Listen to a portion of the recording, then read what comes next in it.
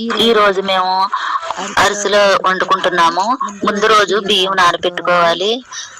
వాటిని శుభ్రంగా కడుక్కొని మెత్తగా పిండి ఆడించుకోవాలి. కేజీ బియ్యానికి 1/4 కేజీ బెల్లం వేసుకోవాలి. బెల్లాన్ని శుభ్రంగా కడుక్కొని ముక్కలుగా చేసుకొని ఒక గిన్నెలో వేసుకుని పొయ్యి మీద పెట్టుకోవాలి. దాన్ని కరిగేంత వరకు గరిటెతో తిప్పుకోవాలి. తర్వాత అది తీగ పాకం వచ్చేటప్పుడు అందులోని నువ్వులు 1/4 కేజీ నువ్వులు పోసుకోవాలి. నువ్వులు కాగుతున్న సమయంలో మళ్ళొకసారి పాకం వచ్చిందా లేదని చూసుకోవాలి. తర్వాత పాకం వస్తుంది. ఆ పాకాన్ని కిందకు దించుకొని అందులో కొంచెం నూనె పోసుకోవాలి.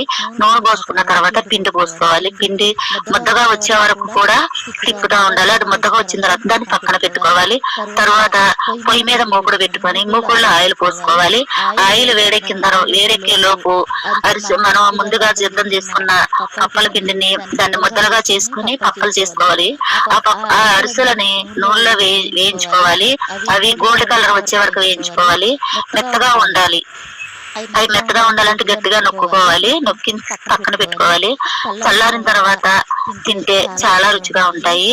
మీకు నచ్చినట్లయితే షేర్ చేయండి, కామెంట్ చేయండి, లైక్ చేయండి.